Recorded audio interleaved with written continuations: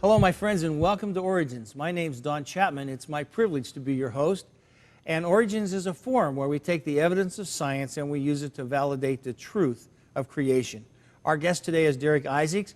Darek has written 4 books. One of them is his first book, The Extinction of Evolution. And we're going to talk about that subject today. It's a fascinating title. Would you explain it to us? Well, The Extinction of Evolution, the title came because I wrote the book really for theistic evolutionists. Okay. The guys that want to believe in evolution and want to believe in God. By the time they see what Darwin, who he was, what he taught, actually what he said, the theory would be extinct in their mind. You know, Darek, when I read the hardcore evolutionists, they don't see any compatibility between a theory of creation and a theory of evolution. And it's these people in the mushy middle, that theistic evolutionists, who want to get along with everybody. And it seems to me they have a hard time nailing down truth. Right. They want to have their cake and eat it too. They want to be accepted by the world, but they also want to be saved. And I'm sorry, but the gospel is enmity to the world. So you're going to give us some clear choices today. I am. Good. I'm excited to hear what you have for us. In the book Extinction of Evolution, I read Charles Darwin's primary books, The Voyage of the Beagle, The Descent of Man, and On the Origin of Species by Means of Natural Selection, or The Preservation of Favoured Races in the Struggle for Life. Now, what I would like to do for your viewers is to show them Charles Darwin's words himself about his own theory. I think that's something that people need to hear. First of all, we need to understand what Darwin thought of mankind. And so these are Charles Darwin's words himself. This is what he said. He says, I believe in this extreme part of South America that man exists in a lower state of improvement than in any other part of the world. You see, Charles Darwin, in his base belief, he believed that man was evolving and some people were more evolved than others. And when he got down to South America, he says these people are the least evolved than anyone in the world. So you can see right out of the gate that racism is built into his theory of evolution. He went on to say, while going one day on shore near Wollaston Island, we pulled alongside a canoe. These were the most abject and miserable creatures I anywhere beheld. This is fascinating because he is now equating these people not as humans, but creatures, and miserable creatures at that. Their skill in some respects, he continued, may be compared to the instinct of animals, for it is not improved by experience. The canoe, their most ingenious work, poor as it is, has remained the same for the last 250 years. And what he's doing is he's connecting the instinct of like a beaver to these people, because we know that beavers have an instinct to build a dam. Yeah. And no beaver is going to come around saying, I got this brand new architectural design, it's going to increase water flow efficiency into my dam. They're just going to always do what they do, which is to build a dam. I don't want to slow you down, but I just want our people to think. Can you imagine the arrogance of just pulling your boat alongside these guys in a canoe and judging all of that from just looking down and seeing them? Oh, it's arrogance unbridled. Yes, it is. In every which way. And he went on. Yes. He said, one of our arms being bared, they expressed the liveliest surprise and admiration at its whiteness, just in the same way in which I've seen the orangutan do at the zoological gardens. Now, first of all, he's like, they're admiring my white skin. That is what he's saying. But the danger here is he has now connected them to orangutans at the zoological garden. He's making a comparison and goes, they are like these. Now, I don't know how he knows the orangutan is admiring his white skin either, but that is apparently the jump that he's willing to take. He goes on to say, it might also naturally be inquired whether man, like so many other animals, has given rise to varieties and subraces, differing but slightly from each other, or to races differing so much that they must be classed as a doubtful species. He asks this loaded question, is it possible that there are different species within mankind? And then he goes on and answers it. He goes, do the races or species of men, whichever term may be applied, encroach on and replace each other, so that they finally become extinct? We shall see that all of these questions must be answered in the affirmative. So his answer is yes, there are some humans that are more evolved than others. And then he goes on and says, let the strongest live and the weakest die. And that is how, in his mind, survival of the fittest weeds out those who are stronger and those who are weaker. And then he talks about women. The chief distinction in the intellectual powers of the two sexes is shown by man attaining to a higher eminence in whatever he takes up than woman can attain, whether requiring deep thought or reason. So he makes a clear distinction between the evolution of men and the evolution of women. He goes on and says, or imagination, or merely the use of the senses and hands. He goes, the average standard of mental power in man must be above that of a woman. And just in case he wasn't clear, man is more courageous, pugnacious, and energetic than woman, has more inventive genius. And one more time, thus man has ultimately become superior to woman. And I am floored when I see a woman driving down the highway with a Darwin fish on her bumper. I'm like, do you have any idea the guy that's on your bumper? And I am floored when I look at like 9th grade textbooks from school and see how we glorify this man who is a terrible racist and a terrible chauvinist, and yet we make him out to our children to be one of the great heroes of science. It is the lie of revisionist history. You're absolutely right. A great time to look at Galatians 3:28, which says, there is neither Jew nor Greek, there is neither slave nor free, there's no male or female, for we are all one in Christ Jesus. It's just a healing balm of the scriptures right there. That's right. Now, he goes on and says, many persons are convinced, as it appears to me with justice, that members of our aristocracy, including under this term all wealthy families, from having chosen during many generations from all classes the more beautiful women as their wives, have become handsomer, according to the European standard of beauty, than the middle class. He is now saying that people with money, because they are choosing the better-looking wives, are evolving to become to be better looking. The guy, in my mind, is psychotic. So the nobility in England is superior to the common folks. That's exactly what he's saying. But modern science disagrees with him. He goes, by DNA analysis, Francis Collins said, we humans are truly part of one family. This remarkably low genetic diversity distinguishes us from most other species on the planet. Darwin was wrong. Yes. Now, what did the early adopters of evolution do? Am I just cherry-picking quotes from Darwin, or did they agree with Darwin?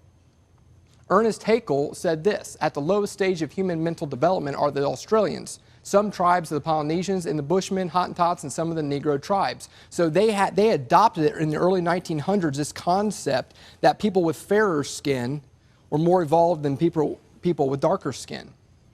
And he said, Ernest Haeckel went on and says, nothing, however, is perhaps more remarkable in this respect than that some of the wildest tribes in southern Asia and eastern Africa have no trace whatever of the first foundations of all humanity, of human civilization, of family, life, and marriage. They lived together in herds like apes. So this was a sound that absolutely resonated throughout the early 1900s, and people are now in their mind thinking that some people are more evolved than others. And it led to horrible things. Australian Aborigines were actually killed and taken to London as museum specimens of the missing link between ape men and modern humans. A pygmy by the name of Ota Benga, which is shown here, was placed on exhibit in the Monkey House Zoo at the Bronx in 1906. This is our own American history putting people in zoos because of the theory of evolution. That's right. And then came eugenics, which was led by Francis Galton and Major Darwin. Francis Galton was the cousin of Charles Darwin. Major Darwin was the son of Darwin. And these are the leading forces of this thing called eugenics in the early 1900s. And look at this article that I found in the New York Times, September 25th. It doesn't have the year up there, but back in the early 1900s, it says, want more babies in best families. This is a eugenics headline. Major Darwin, that's Darwin's son, sees it patriotic duty of better classes to increase their offspring. It says limitation also needed. Danger of best types disappearing and the inferior multiplying, he tells eugenists. So I want the believers out there to understand, here's this idea that came from evolution, that limitation is needed among some people of humanity. What did that lead to? It led to the founder of Planned Parenthood, Margaret Sanger, who was an evolutionist and she was a eugenicist, and Planned Parenthood is the largest provider of abortions, I think, in the world. Yes. She published The Purpose of Eugenics and Birth Control and Positive Eugenics. So abortion is the symptom of the original disease, and that's the point we need to understand here. Eugenics breeders believed American society was not ready to implement an organized lethal solution. But many mental institutions and doctors practice improvised medical lethality and passive euthanasia on their own. So abortion wasn't just it. You know, they wanted to kill babies in the womb, but they also wanted to have the right to kill other babies once they were born. Sure. And this is all from the theory of evolution and Charles Darwin. That's absolutely right. One institution in Lincoln, Illinois, fed its incoming patients milk from tubercular cows, believing a eugenically strong individual would be immune. 30 to 40% annual death rates resulted at Lincoln. They were killing babies in droves because of the theory of evolution. And then you go across the pond into Germany. In 1934, as Germany's sterilizations were accelerating beyond 5,000 per month, the California eugenics leader bragged to a colleague, "You'll be interested to know that your work has played a powerful part in shaping the opinions of the group of intellectuals who are behind Hitler in this epic-making program. We can tie Hitler directly to Darwin." Hitler even wrote a fan letter to American eugenicist leader Madison Grant, calling his race-based eugenics book, The Passing of the Great Race, his own Bible. And I go through a lot of these quotes in the book, so for documentation of all of this, but he looked upon anyone who was weaker, and he thought the strong had every right to press upon and exterminate the weak. And that is exactly what he did. Biological arguments for racism may have been common before 1859, but they increased by orders of magnitude following the acceptance of the evolutionary theory. And so this wasn't just something that I cherry-picked. This isn't something that I just found. Even Stephen Jay Gould, who was a renowned atheist and evolutionist, realized that with the theory of evolution that there was all kinds of bigotry and racism that came out from that. You know, Darek, I'm so grateful that you are pointing out the dark side of Darwinism, that evolution has a horrible racist past. And our people need to know that before they just swallow the whole hog. We have to take a break. But when we come back, we want to talk about where's evolution today. Is this racist past still a part of the evolution that's being taught today? We're going to talk about that, so you stay with us. We'll be right back.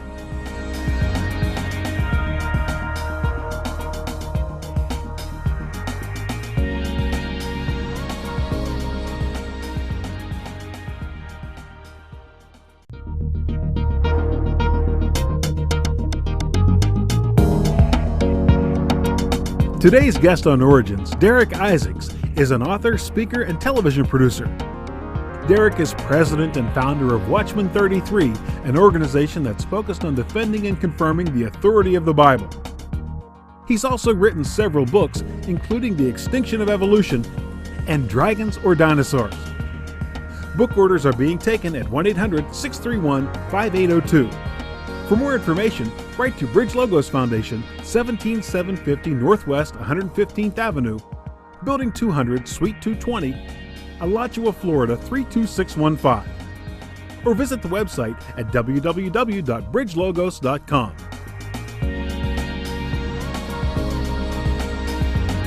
We are back with Darek Isaacs, and we're talking about the extinction of evolution, or perhaps why we wish evolution was extinct. We're looking at some of the horrible, dark past of evolution that somehow doesn't show up when we're teaching our kids that they ought to make Darwin one of their rock stars. But where are we today? We've looked at the past, and there is this horrible racism and so forth, and really there's blood on the hands of the evolutionists as they've propagated the theory that made some people better than others to kill others. But where are we today? Has that been removed, or is that still part of the program?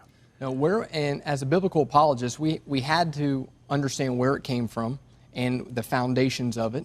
And so now, how do we deal with it? And to understand how we deal with it, we got to know where are the people that believe in it now? Where do they want to take it? You know, right now we know that evolution is taught as our origin in our public schools. It's illegal to talk about the Bible. Teachers are being fired for handing out a Bible. You know, teachers are just not free to speak about their opinions anymore. You're not even allowed in Pennsylvania to teach that the same evidence could point towards a designer, much less a God. That we can't even say this seems to have an ordered system, so there might have been an intelligent designer. That's illegal to teach in Pennsylvania. That's amazing to me.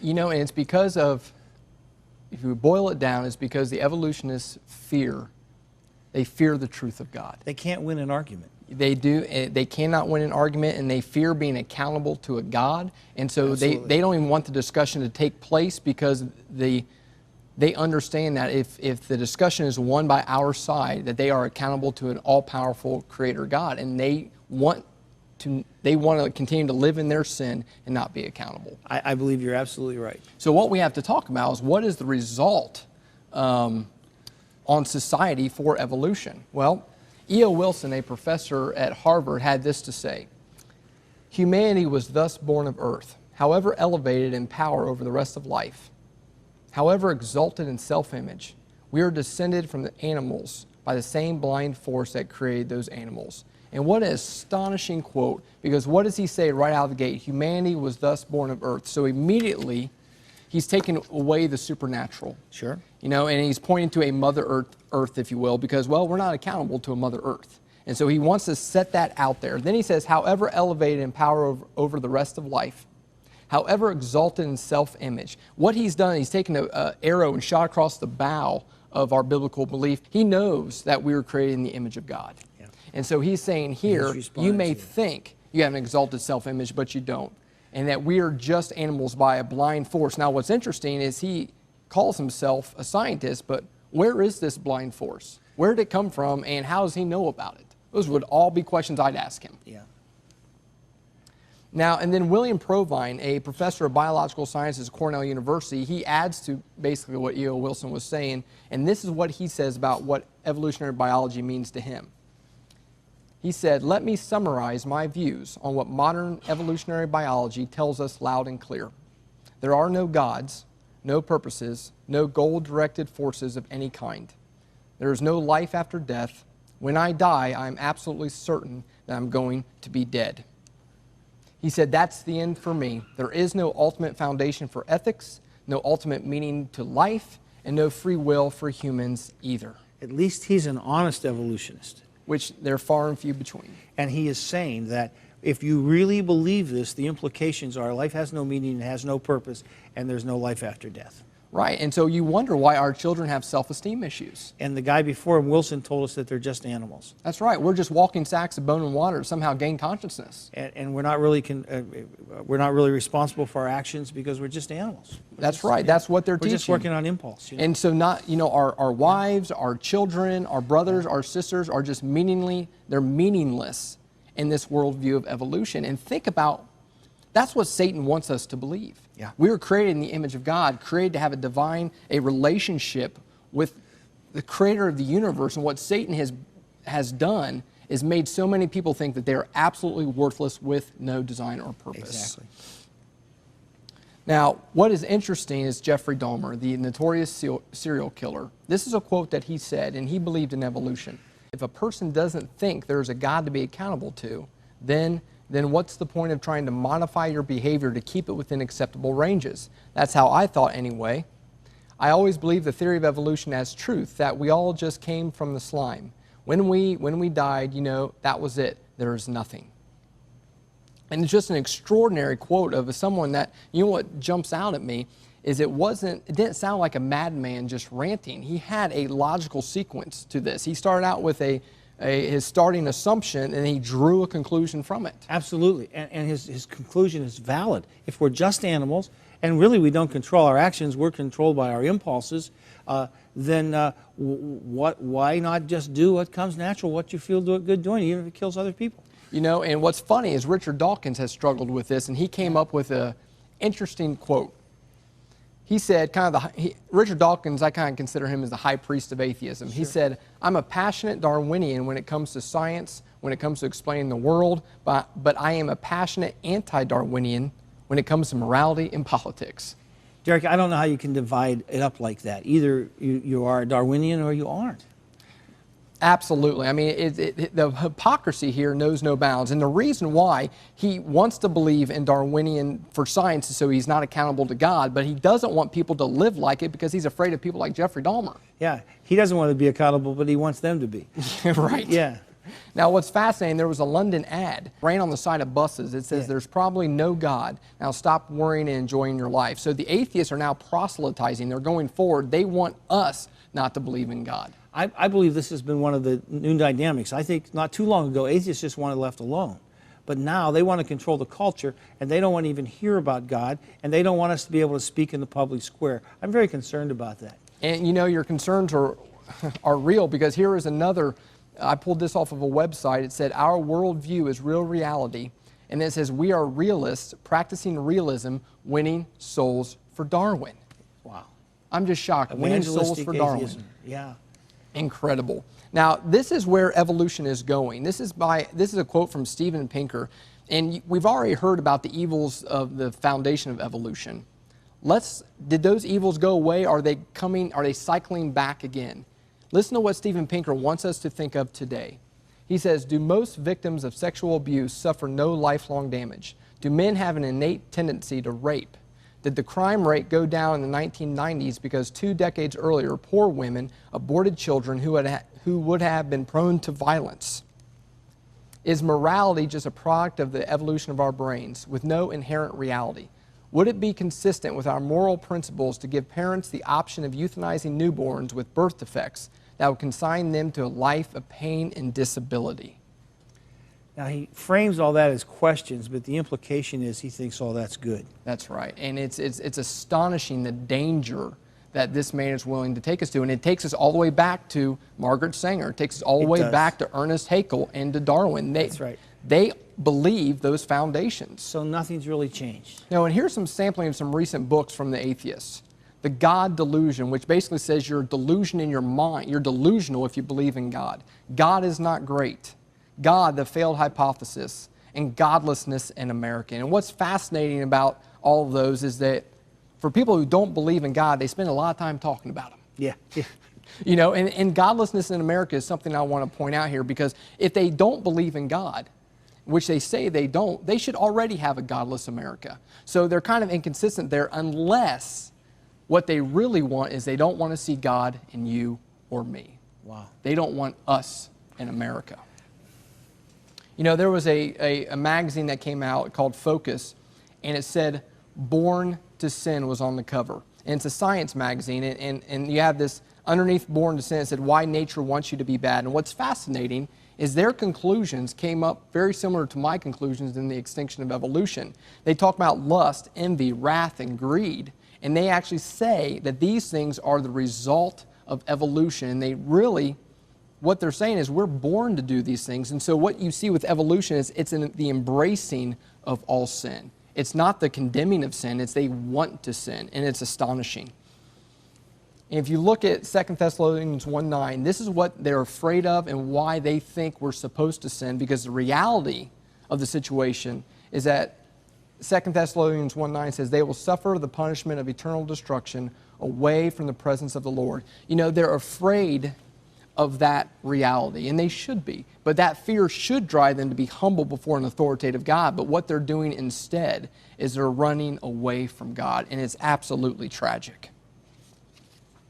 You know, if we go to the Colossians 2:8, and I think, and when I think of what you guys do in the ministry that you have, this passage would mean so much to you. See to it that no one takes you captive by philosophy and empty deceit, according to human tradition, according to the elemental spirits of the world, and not according to Christ.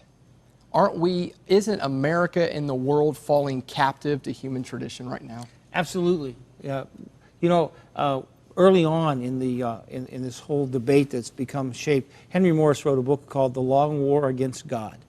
And really, I think that's part of what all of this is. And I appreciate that you've written this to theistic evolutionists who want to believe in God but believe in evolution. They really need to see evolution for what it is, and it's anti-God. And by being anti-God, it's become anti-human.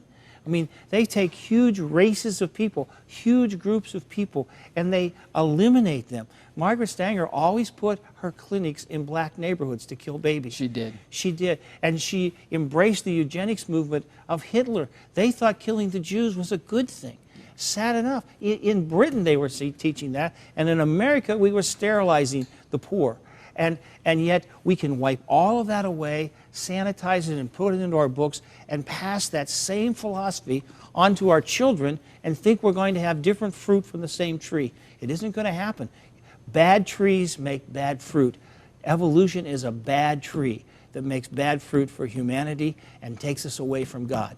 You've done a fascinating job, a great job of making that clear to our people. I'm very grateful. Thank you, Darek, for sharing with us.